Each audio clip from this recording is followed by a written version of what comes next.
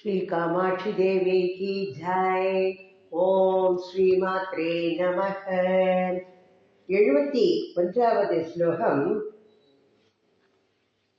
அம்பாளோட கண் நோக்கத்தை எப்படி சொல்றதுன்னா, நீருண்ட மேகத்தோட போர் புரியற மாதிரி ஒரு வர்ணனை பண்றார் மூக்ககவி இந்த ஸ்லோகத்துல. 71வது ஸ்லோகம். காலாம்புவாக நிவகைஹி கலகாயதே தே காமாட்சி காலி மமதேன சதா கடாட்சக சித்ரம் ததாபி நிதராம் அமுமேவ திருஷ்ட்வா சோத்கண்டயேவ ரமதே கில நீலகண்டக. காலாம்புவாகலிவகைஹி கலகாயதே தே காமாட்சி காலி மமதேன சதா கடாட்சக சித்ரம் ததாபி நிதராம் அமுமேவ திருஷ்ட்வா சோத்கண்டயேவ ரமதே கில நீலகண்டக. காமாட்சியே, உன்னுடைய கடாட்சம் எப்படி இருக்குன்னு சொல்றாருன்னா, அது கரு நிறம்னு சொல்றார், ராகத்தோட கூடியதுன்னு சொன்னார். அதனால கரு நிறம், அந்த கரு நிறத்தோடு செழுமை, அடர்ந்த கரு நிறமாகனால அது செழுமை அப்படிங்கிறார். அந்த செழுமையினால அது செருக்கு, அதுக்கு ஒரு பெருமை. அதனால அந்த செருக்கால ஏதோட போட்டி போடுறதான்னா, நீர் கொண்ட அந்த சூழ் கொண்ட மேகங்கள்னு சொல்லலாம். அந்த சூழ் கொண்ட நீருண்ட கார் மேகத்தோட அது அது கருமையா இருக்கும் இல்லையா, அது கூட்டத்தோட இது போட்டி போட்டுட்டே இருக்கான். போட்டி போடுறதுன்னா அதோட சண்டை போடுறதான் எப்பொழுதும். நீ கருப்பா நான் கருப்பா அப்படின்ட்டு, உன்னோட நான் தான் கருப்பு அப்படின்னு இந்த கண்ணோக்கம் அந்த மேகத்தோட நீருண்ட மேகத்தோட போட்டி போட்டு சண்டை போட்டுட்டே இருக்கு, எப்பொழுது போர் புரிந்து கொண்டே இருக்கின்றது. அப்படி இருந்தா கூட இந்த கடாட்சத்தை எல்லாரும் என்ன சொல்றா பாரு, இத பார்த்தோன்னு நீலகண்டக, யாவை எப்படி பண்றாரா, சோத்கண்ட ஏவ ரமத்தே கில நீலகண்டக. அப்பேற்பட்ட போர் புரிகிற தன்மையோட இருந்தால் கூட இந்த கடாட்சத்தை பார்த்த உடனே நீலகண்டன், இதுல என்ன சொல்ற, மயிலுக்கும் சொல்ற. அப்போ நீலகண்டனாகிய மயில் எப்படி இருக்கான், பேர ஆவலோட மிகவும் அதிகமாக இன்புறுகின்றதே அப்படின்னு இது தான் கண்டு கழிக்கின்ற. அது மேகத்தை பார்த்தா மயில் நடனம் ஆடும்பா. அப்போ இது அதோட போர் புரியறதுக்கு இதுக்கு தான் நீருண்ட மேகத்தை பார்த்து நடனம் ஆடுனா கூட தான் கண்டு கழிக்கின்ற அந்த மேகங்களுக்கு இது விரோதியா இருக்கே அப்படின்னு அதை நினைச்சுட்டு அதை துன்புறாம, அதனால இன்னும் கொஞ்சம் கூட சந்தோஷம் ஆகின்றது. இது எப்பேற்பட்ட ஆச்சரியமா இருக்குன்னு இவரோட கவித்துவத்தை அம்பாளோட மேகத்தோட நீருண்ட மேகத்தோட போட்டி போடுவதாக தன்னோட கவித்துவத்தை மூக்கவி இதுல வெளிப்படுத்தியிருக்க. அப்ப அம்பாள் காமாட்சி தேவியோட இந்த கடாட்சம் கண்ணின் கருநிறம், அந்த செழுமையினால நீருண்ட அந்த கார் மேகங்களோட எப்பொழுதுமே சண்டை போட்டுட்டே இருக்கு, போர் புரிஞ்சுட்டே இருக்கு. அப்படி இருந்தால் கூட இத கண்டு நீலகண்ட நீலகண்ட ரெண்டு இதுக்கு சொல்றார், மயிலுக்கும் சொல்ற, பரமசிவனுக்கும். அவருக்கும் இது சந்தோஷத்தை தான் கொடுக்கறது. இது என்ன ஒரு விந்தை, மயிலுக்கும் அது சந்தோஷத்தை கொடுக்கறது, இதுக்கும் மயில் நீலகண்டனான பரமேஸ்வருக்கும் சந்தோஷத்தை கொடுக்கிறது. இது எப்பேற்பட்ட ஆச்சரியம். அப்போ மேகங்களை கண்டு ஆடும் அந்த மயில் தான் கண்டு வலிக்கும் மேகங்களுக்கு இது விரோதியாய் இருந்தால் கூட உன் கண்ணோக்கத்தை பார்த்து அது துன்புறுவதில்லை அப்படிங்கிற. அப்ப நீருண்ட மேகங்கள் என்ன பண்றது, மழையை பொழிகின்றது. அம்பாளு தன்னோட கண் நோக்கத்தினால கருணை அப்படிங்கிற மழைய பக்தர்கள் மேல பொழிகின்றாள். அதனால அம்பாள் அம்பாளோட கண்ணோக்கம் மேகங்களோட போட்டியிடுவதாக மூக்க கவி இதுல ஒரு அழகான ஒரு இதோட விவரிச்சிருக்க. நாம எப்படி அனுபவிக்கிறதுக்கு கொடுத்து வச்சிருக்கு பாருங்க. அடுத்தது 72வது ஸ்லோகம் பார்க்கலாம். காமாட்சி மன்மதரிப்பும் प्रतिमानताप मोकान्तकाय जगता कमलेन निर्ध्यन् दुष्कर्म कञ्चुकिकुलं कपलीकरोतु व्यामिश्रवे च करुचिः त्वत् अपाङ्ककेहि कामाक्षी मन्मथरिपुं प्रतिमानताप मोकान्तकाय जलता कमलेन नृध्यन् दुष्कर्म कञ्चुकिकुलं कपलीकरोतु व्यामिश्रवे च करुषिः तत् अपाङ्ककेहि. காமாட்சியே, எப்படி கடைக்கண் எப்படி இருக்குன்னா பீலி கண்கள், மயில் கண்கள், அந்த மயில் கண்கள் போன்ற கரிய காந்தியை மிகவும் உடையதாக இருக்கின்றது.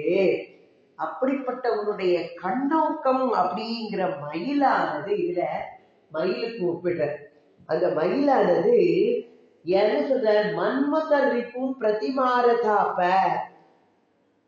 அப்ப மன்மதனுடைய தாபத்தினாலே உண்டான மோகாந்தகார ஜலதா கமலேன, அந்த அஜ்ஞானம் அப்படிங்கிற இருண்ட கார் மேகத்தோட வருகையினால அது மனம் சந்தோஷம் அடைகிறதா, இன்பம் அடைகின்றதா. அப்போ அது யாரு? மன்மத ரிப்பும். ரிப்பும்னா விரோதி. மன்மதனுக்கு விரோதி யாரு? பரமசிவன். அப்ப அந்த மன்மதனை வென்றவரான பரமசிவனை நோக்கி நர்த்தனம் செய்கின்றதான். கமலேன நிருத்தியன்னு நர்த்தனம் செய்து கொண்டு என்ன சொல்றதுதான், துஷ்கர்ம கஞ்சுகி குலம். எது? பாம்பு. இது பரமசிவனை நோக்கி நர்த்தனம் பண்ணிட்டு தீவினை அப்படிங்கிற அந்த பாம்புகளோட வம்சத்தை முழுவதையும் விழுங்கி விடுவதாக இருக்கின்றது. ஏன்னா மயில் பாம்பு பார்த்துப்போம் பகை. அப்போ அந்த பாம்புகளோட வம்சத்தையே விழுங்கி விடுவதாக இருக்கின்றது அப்படின்னு அப்பாங்க கேக்கி அப்படிங்கிற உன்னுடைய அப்பாங்க, உன்னுடைய கண்ணோக்கம்ங்கிற மயில் அப்படின்னு சொல்றாரு. அப்போ தேவி காமாட்சியோட கரிய ஒளி பொருந்திய அந்த காந்தி உடைய கண்கள், அந்த கடை கண்ணானது மயில் போல சொல்றாரு இந்த மூக்க கவி. அப்போ மன்மதனோட தாபத்தினால ஒரு அஜ்ஞானம் வருது இல்லையா, அந்த இருண்ட கார் மேகத்தோட வருகையினால மனம் சந்தோஷமாயி மன்மதனையே வென்றவர் யாரு? அந்த பரமசிவனை நோக்கி நர்த்தனம் பண்ணிட்டு அம்பாளோட அந்த கடைக்கண் நோக்கு அப்படிங்கிற மயில் எதுவெல்லாம் எங்களுடைய தீவினைகள்ங்கிற பாம்புகளை எல்லாம் விழுகட்டும் அப்படிங்கிற அந்த தீவினைகள் அப்படிங்கிற வம்சமே இதனால ஒழிஞ்சு போகட்டும் அப்படின்னு மூக்க கவி இதுல சொல்ற. அடுத்தது 73வது ஸ்லோகம் பார்க்கலாம். காமாட்சி மன்மதரி போகோ அவலோகனேஷு காந்தம் பயோஜமிவ தாவகமட்சிபாதம் பிரேமாகமோ திவசவத் விகசீகரோதி லஜ்ஜா பரோ ரஜனிவன் முகுலீகரோதி. காமாட்சி மன்மதரி போகோ அவலோகனேஷு காந்தம் பயோஜமிவ தாவகமட்சிபாதம் பிரேமாகமோ திவசவத் விகசீகரோதி லஜ்ஜா பரோ ரஜனிவன் முகுலீகரோதி. காமாட்சியே, மன்மதரி போகோ இதையும் சொல்ற.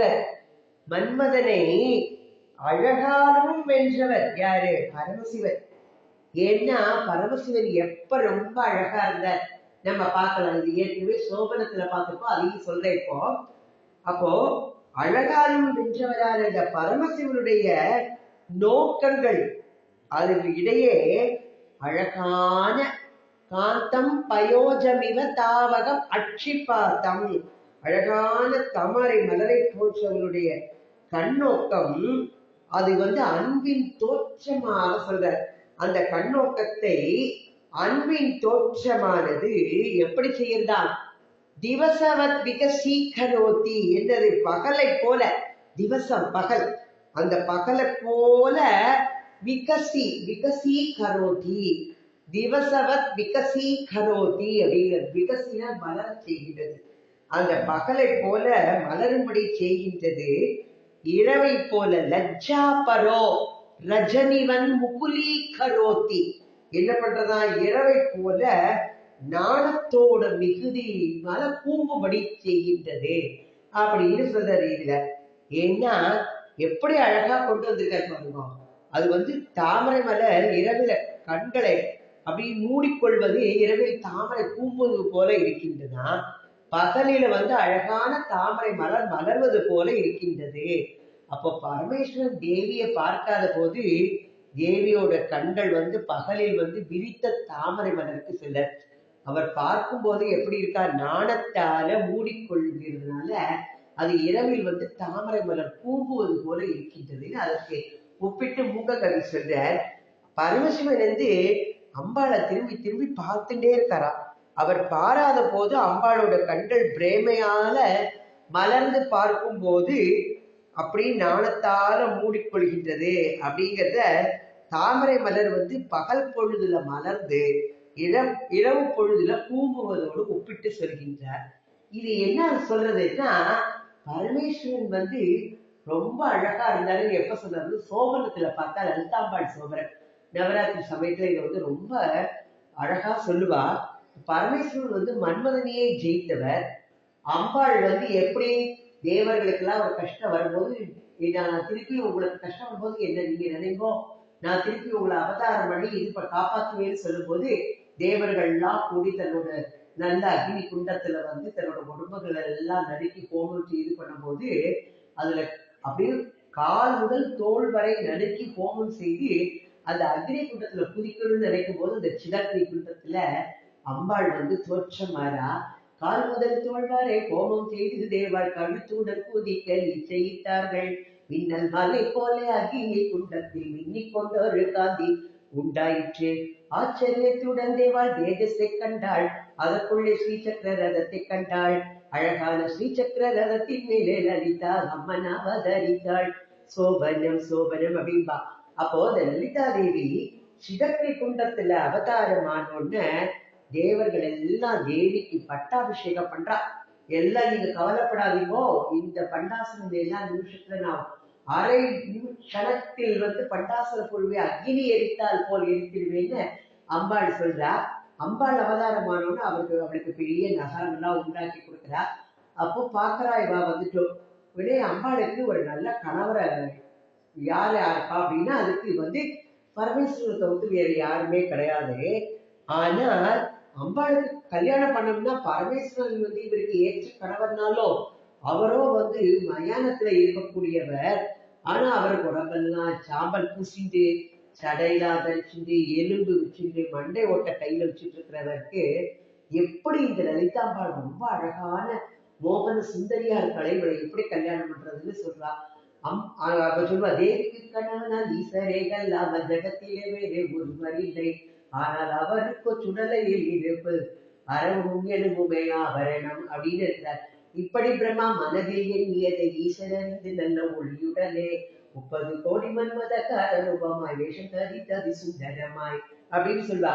அப்போ ரொம்ப அழகா ஒரு வேஷத்தை தரிச்சுண்டு எப்படி நிக்கிறாரம்னா, அப்படி பட்டு பீட்டாம்பரம் சகல அணிகலன்கள் எல்லாத்தையும் அப்படி மனத்தை மயக்கின்ற அந்த மன மோகன ரூபத்தோட அங்க தோற்றார பரமேஸ்வரன். அவரை பார்த்தோன்னே காமேஸ்வரர் என்று பெயரிட்டும் அவருக்கும் கண்ணாட்டி லலிதீஸ்வரி தேவிக்கும் மோமன்றி இவர்கள் இருவருக்கும் விவாகம் செய்யலாம் என்று உத்தேசிக்கிறாவா எல்லாருமா சேர்ந்துட்டு. அப்போ அவருடைய தோற்றத்தினாலும் மன்மதனை என்று அழகுடைய காமேஸ்வரர் அப்படின்னு இதுல அந்த கதையை நம்ம இங்க நினைவுபடுத்தி பார்க்கணும். அடுத்தது 74வது ஸ்லோகம் பார்க்கலாம்.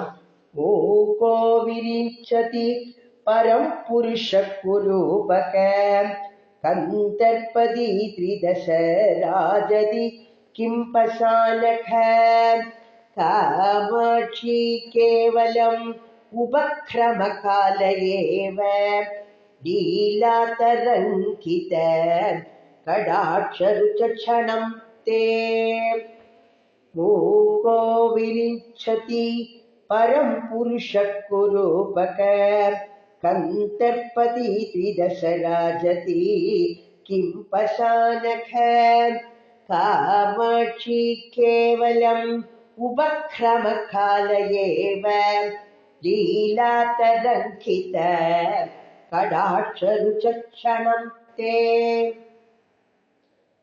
காமாட்சியே, இதுல என்ன சொல்ற? விளையாட்டா அலை மோதி எழுகின்ற உன்னுடைய கடாட்சங்களுடைய காந்தி அப்படின்னு சொல்ற. அது எப்படி இருக்கான்னா, அந்த புறப்பாட்டு வேலையோட தொடக்கத்திலேயே அது காந்தியாவே பார்க்க ஆரம்பிக்கும் போதே யாரு? மூக்கோ அப்படின்னு சொல்ற. தன்னையே சொல்லிக்கிற மூக்கோ விரிச்சதி பரம் புருஷ அப்படின்னு விளையாட்டாவே மூக்கன் ஊமையான 4 வேதங்களையும் ஓதவல்ல இதுல பிரம்மாவாகின்றான் அப்படின்னு சொல்ற. மூக்க கவிக்கு அவள் தன்னுடைய கடற்கண் இதனால அருள் கொடுத்து அவளுடைய இதை கொடுத்து அப்படிப்பட்ட கவித்துவத்தை பொழிக வைக்கிறாள் அவளை. நம்மளுக்கு இந்த மூக பரிசு எப்படி அனுபவிச்சுட்டு இருக்கோம் இப்போ. அப்போ ஊமையா இருக்கிறவன் 4 வேதங்களையும் அப்படியே கடக்கடன்னு சொல்ற. அதை ஓதுவதற்குரிய பிரம்மாவாக மாறுகின்றானா.